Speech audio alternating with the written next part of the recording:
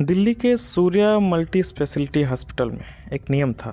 रात के 3 बजे के बाद कोई भी स्टाफ ऑपरेशन थिएटर नंबर 6 के पास नहीं जाएगा। कारण था क्योंकि वहाँ कई साल पहले एक सर्जन ने ऑपरेशन करते करते खुद की जान ले ली थी। लेकिन असली डर उसकी मौत नहीं था।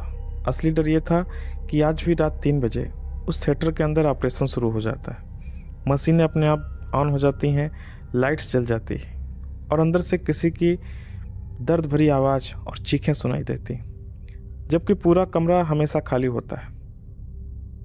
ये कहानी मुझे विवान ने बताई, जो 24 साल का था और मेडिकल इंटर्न था। कहता है पहली बार इतनी बड़े हॉस्पिटल में उसे नौकरी मिली थी।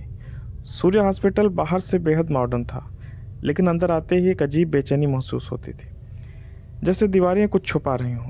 पहले दिन एचआर ने मुझे हॉस्पिटल का टूर कराया। सब नॉर्मल था, आईसीयू, इमरजेंसी, लैब्स और वार्ड्स। लेकिन जैसे ही हम तीसरी मंजिल पर पहुंचे, वहां का माहौल बदल गया।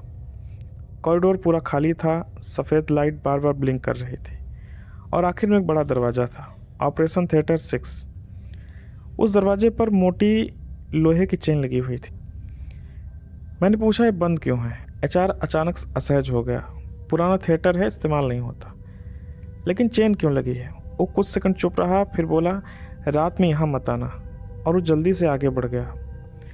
लेकिन उसी रात मैंने OT 6 के अंदर से किसी औरत की चीखने की आवाज़ सुनी। रात की ड्यूटी हमेशा भारी लगती थी। उस रात करीब 2:45 हो रहे थे। मैं आईसीयू से लौट रहा था। पूरा हॉस्पिटल लगभग शांत था। तभी ऊपर तीसरी मंजिल से आवाज़ आई, धड़ाम, जैसे कोई भारी चीज़ गिरी हो।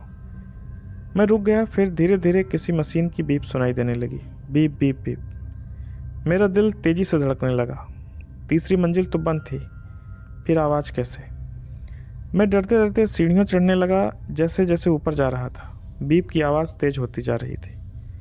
तीसरी मंजिल पर पहुंचते ही मेरी रीढ़ में ठंड उतर गई। OT 6 के नीचे से तेज सफ़ेद रोशनी बाहर आ रही थी, जबकि वो कमरा बंद था।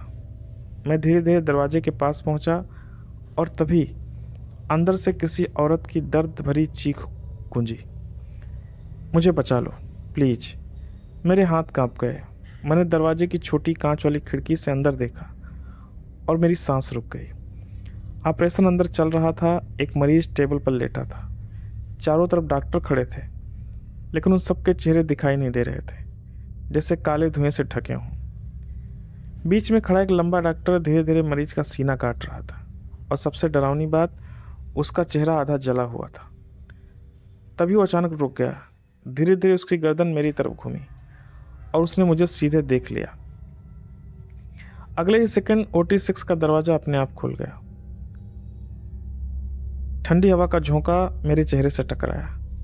अंदर पूरा ऑपरेशन थिएटर खून से भरा था, लेकिन अब वहाँ कोई नहीं था। टेबल खाली थी, मशीनें बंद थीं, जैसे कुछ हुआ ही नहीं हो। मैं डरते डरते अंदर गया। तभी मेरे जूते के नीचे कुछ चिपचिपा महसूस हुआ। मैंने नीचे देखा, पूरा फर्श ताजे खून से भरा था और ऑपरेशन टेबल पर एक पुराना जंग लगा स्केलपेल रखा था। उस पर खुदा हुआ नाम डॉक्टर R मेहरा। अचानक पीछे से दरवाज़ा बंद हो गया, धड़ाम। विवान कहता मैं घबरा गया। फिर ऑपरेशन थिएटर की लाइट अपने आप जल बुझने लगी और उसी समय स्पीकर से टूटी हुई आवाज़ आई, ऑपरेशन बिगिंस। अचानक ऑपरेशन टेबल अपने आप हिलने लगी। फिर धीरे धीरे टेबल पर किसी इंसान का शरीर उभरने लगा, जैसे हवा से कोई आकृति बन रही हो। पहले हाथ, फिर चेहरा, फिर पूरा शरीर।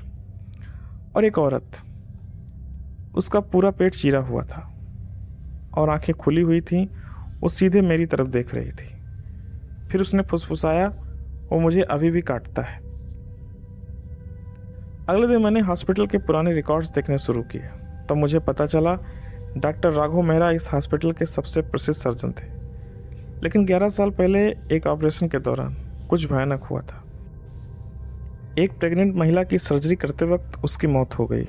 उसके बाद डॉक्टर मेहरा पागल हो गए। लोगों का कहना था कि वो मर चुके मरीजों पर भी ऑपरेशन करते रहते थे।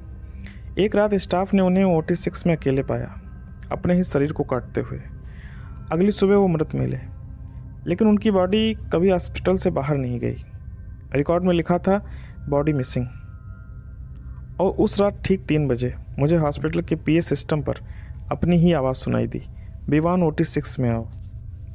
मेरे हाथ से फाइल गिर गई। मैं जम गया। वो आवाज़ बिल्कुल मेरी थी, एक एक शब्द, एक एक सांस, जैसे कोई मेरी रिकॉर्डिंग चला रहा हो। लेकिन मैंने ऐसा कुछ रिकॉर्ड नहीं किया था। मैं आईसीयू में अकेला था, बाकी स्टाफ नीचे इमरजेंसी में व्यस्त था। फिर दोबारा आवाज़ आई, वो जिंदा है। और अचानक पूरे हॉस्पिटल की लाइट्स ब्लिंक करने लगी। मेरी धड़कन इतनी तेज़ थी कि कानों में सुनाई दे रही थी। तभी आईसीयू के आखिरी बेड पर पड़ा मरीज धीरे धीरे बैठ गया। उसकी उम्र लगभग 70 साल थी। वो पिछले 3 महीनों से कोमा में था, लेकिन अब उसकी आंखें पूरी खुली हुई थीं और वो सीधे मुझे देख रहा था। मैं धीरे धीरे उसके पास गया। सर आप ठीक हैं? उसके होंठ हिले, लेकिन आवाज़ किसी बूढ़े आदमी की नहीं थी। वो भारी टूटी हुई आवाज़ थी, डॉक्टर मेहरा वापस आ गया है। अचानक मॉनिटर पागलों की तरह बीप करने लगा और उसी समय उस बूढ़े मरीज ने अपना हाथ उठाकर तीसरी मंजिल की तरफ इशारा किया। फिर उसका शरीर झटके खाने लगा। मैं मदद बुलाने ही वाला था कि मेरा हाथ कसकर पकड़ लिया, इतनी ताकत से कि मेरी उंगलियां दर्द करने लगीं। फिर उसने डर से कांपती आवाज़ में कहा, उसने मेरे अंदर कुछ छोड़ दिया है। और अगले ही कुछ सेकंड उसके मुंह से काला तरल पदार्थ निकलने लगा। मैं डर कर पीछे हट गया। तभी वार्ड की सारी लाइट्स बंद हो गईं। पूरा आईसीयू अंधेरे में डूब गया। सिर्फ मॉनिटर की हरी रोशनी जल रही थी।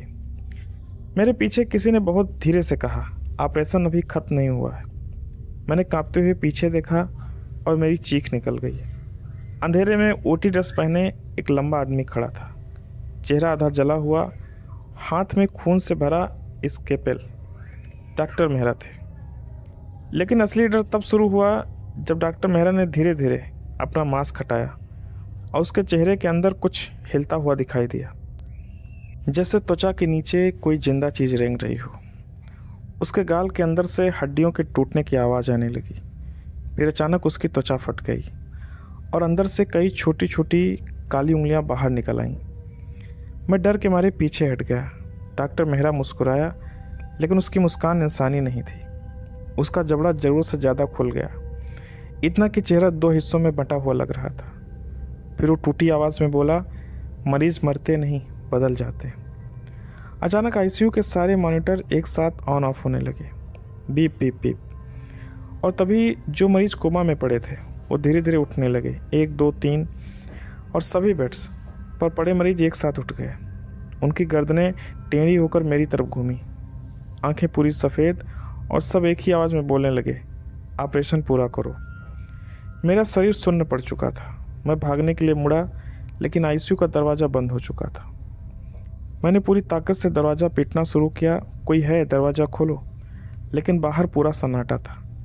तभी पीछे से स्ट्रेचर के पहियों की आवाज़ आई। मैं धीरे धीरे पलटा और मेरी सांस अटक गई। एक पुराना ऑपरेशन स्ट्रेचर अपने आप मेरी तरफ आ रहा था। उस पर सफ़ेद कपड़ा पड़ा था, नीचे खून टपक रहा था। फिर कपड़े के नीचे कुछ हिला और अचानक एक औरत का हाथ बाहर निकला, पूरी त्वचा जली हुई, उंगलियों में अस्पताल की टैग, और उस टैग पर लिखा था पेशेंट नेम अनन्या मेहरा। मेरे दिमाग में बिजली सी कौन थी, मेहरा यानी डॉक्टर मेहरा की पत्नी। तभी स्ट्रेचर पर पड़ी लाश धीरे धीरे उठकर बैठ गई। उसका पेट पूरी तरह चीरा हुआ था और अंदर कुछ हिल रहा था, जैसे उसके शरीर के अंदर कोई जिंदा चीज़ रेंग रही हो। फिर उसने अपनी गर्दन मेरी तरफ घुमाई और फुसफुसाई, उसने हमारे बच्चे को मरने नहीं दिया। और अगले ही सेकंड उस औरत के पेट के अंदर से किसी बच्चे के रोने की आवाज़ आने लगी। पूरा आईसीयू उस आवाज़ से गूंज उठा, एक छोटे बच्चे के रोने की आवाज़, लेकिन इसमें कुछ गलत था, बहुत गलत। उस रोने में इंसानी एहसास नहीं था। ऐसा लग रहा था जैसे कोई जानवर इंसान की आवाज़ निकालने की कोशिश कर रहा हो। मेरे हाथ पैर ठंडे पड़ चुके थे। स्ट्रेचर पर बैठी अनन्या मेहरा दर्द से तड़प रही थी। उसका पेट धीरे धीरे ऊपर उठ रहा था, जैसे अंदर कुछ हिल रहा हो। फिर अचानक उसके पेट की सिलाई अपने आप खुलने लगी। मैं डर से पीछे हट गया। खून पूरे स्ट्रेचर पर फैलने लगा और अगले ही सेकंड अंदर से एक छोटा काला हाथ बाहर निकला और मेरी चीख निकल गई। वो हाथ किसी इंसानी बच्चे जैसा नहीं था। उंगलियां बहुत लंबी, त्वचा पूरी काली और नाखून सर्जिकल ब्लेड जैसे तेज। अनन्या दर्द से चिल्लाई, भागो, इससे पहले कि वो तुम्हें देख ले। लेकिन देर हो चुकी थी। उसके पेट के अंदर से धीरे धीरे पूरा शरीर बाहर आने लगा। पहले हाथ, फिर सिर, फिर पूरा शरीर। वो लगभग 3 फीट लंबा था, लेकिन बच्चा नहीं था। उसका सिर ज़रूरत से ज़्यादा बड़ा था। आंखें पूरी सफ़ेद, मुंह कानों तक फटा हुआ और शरीर पर जगह जगह टाँके लगे हुए, जैसे कई शरीरों को जोड़ कर बनाया गया हो। वो धीरे धीरे ज़मीन पर उतरा। फिर उसने अपना पूरा शरीर मेरी तरफ घुमाया और मुस्कुराया। मेरे पैरों ने जवाब दे दिया। तभी पीछे खड़े डॉक्टर मेहरा की आवाज़ आई, ये मौत नहीं, विकास है। मैं कांपते हुए बोला, तुमने ये क्या बनाया है? डॉक्टर मेहरा धीरे धीरे मेरी तरफ बढ़ने लगे। जब मेरा बच्चा मर रहा था, डॉक्टर उसे बचा नहीं पाए, लेकिन मैंने उसे वापस ला दिया। उसकी आंखें पागलों जैसी हो चुकी थीं। इंसानी शरीर कमज़ोर है, इसलिए मैंने नए शरीर बनाए। तभी मुझे समझ आया कि हॉस्पिटल में गायब होने वाले मरीज, OT6, रात के ऑपरेशन, सब उसी के लिए था। वो मरीजों के शरीर इस्तेमाल कर रहा था उस चीज़ को जिंदा रखने के लिए। अचानक वो काला बच्चा चारों हाथ पैरों पर झुक गया, फिर मकड़ी की तरह दीवार पर चढ़ने लगा। मेरी सांस रुक गई। वो छत पर उल्टा लटक गया और फिर पूरी स्पीड से मेरी तरफ दौड़ा। लेकिन जैसे वो मेरे ऊपर कूदने ही वाला था, ICU के बाहर किसी ने जोर से चिल्लाया, विवान।